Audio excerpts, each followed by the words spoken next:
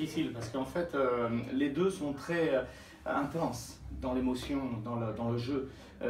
Et quand on termine souvent Turrigo par cette mort, c'est dur de recommencer un nouvel opéra et un nouveau personnage.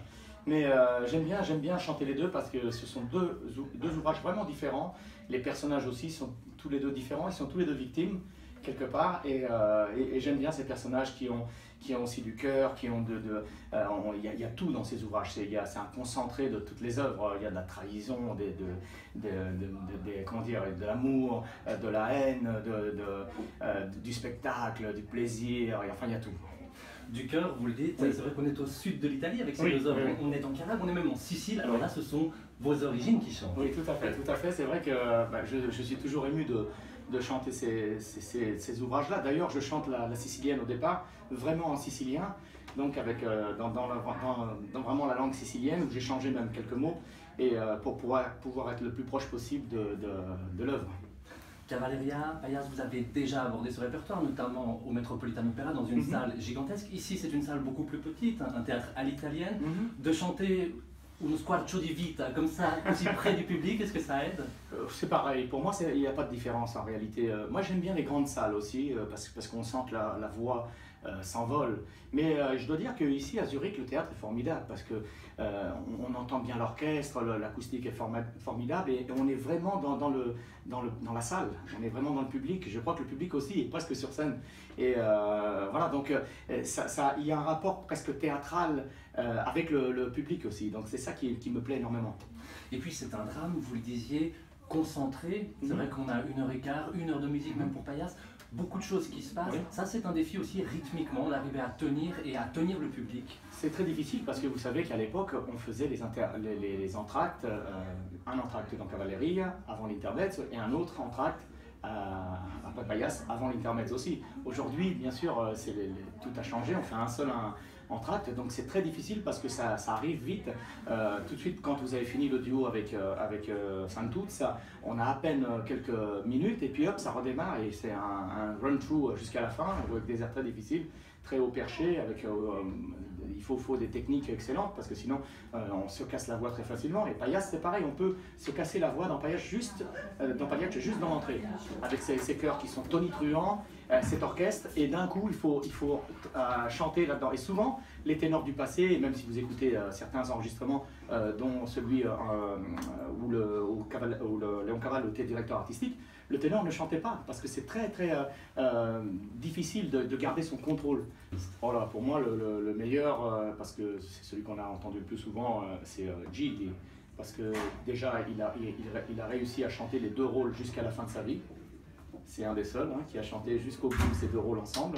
Souvent, les ténors qui chantaient aussi Cavalleria abandonnaient parce que Cavalleria est beaucoup plus aigu et donc se consacraient seulement à Pagliacci.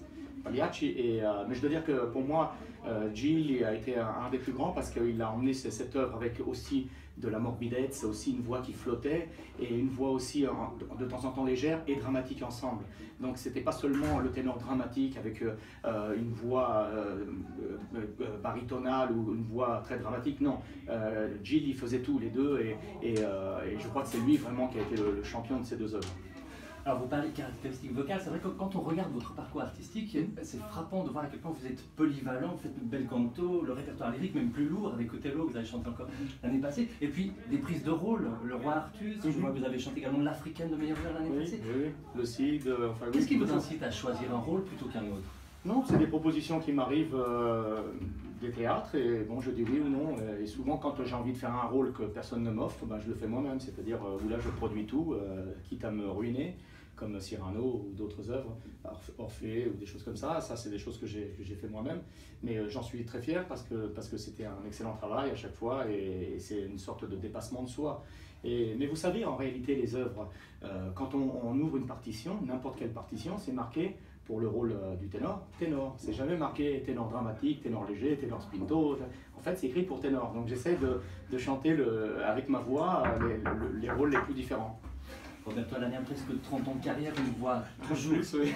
toujours extrêmement fraîche, intacte, on s'en est rendu compte encore aujourd'hui. Je me souviens que la dernière fois que je vous ai rencontré à Paris, après l'Élixir d'amour, vous m'aviez dit que vous faisiez un effort pour retrouver un timbre clair parce que c'était la jeunesse de la voix. Oui. C'est ça qui conserve la voix? Oui, en réalité, vous savez, la voix s'assombrit, c'est normal, c'est parce que le voile du palais s'affaisse, c'est pour ça qu'on se met à ronfler, souvent quand on prend de l'âge, les cordes s'épaississent un peu, les muqueuses, donc la voix a tendance à s'abaisser un peu et à prendre une couleur plus sombre. Et donc il faut lutter contre ce vieillissement en réalité. Et de garder la voix claire, c'était le secret des chanteurs du passé, aussi bien les barytons que les basses, que les mezzo-sopranos, tout le monde essayait de garder une voix claire, parce que la clarté c'était la jeunesse de la voix. Et ça, Gilles il l'a prouvé bien sûr, mais Pavarotti plus proche de nous, il est resté jusqu'au bout avec cette voix claire ensoleillée qui était la marque de la jeunesse. Voilà. 1 minute, 4 petites questions Oui. qui n'ont rien à voir sur l'enregistrement. Pour vous aujourd'hui, vous avez une grande discographie, vous pratiquez les studios régulièrement. Est-ce que l'enregistrement c'est quelque chose d'indispensable pour le développement de l'artiste?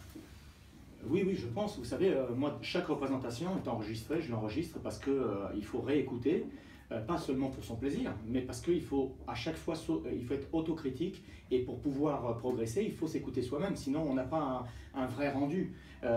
Donc c'est souvent, on pense qu'on a fait quelque chose extrêmement belle et quand on écoute c'était moins bien et inversement. Donc c'est très très important. Moi je sais que j'ai réussi à parfaire ma technique grâce aux enregistrements en studio parce qu'on essaye des choses, on essaye un son plus couvert, plus ouvert, on cherche une clarté. Souvent c'est difficile parce que dans l'enregistrement vous avez un micro qui dénature un peu votre voix.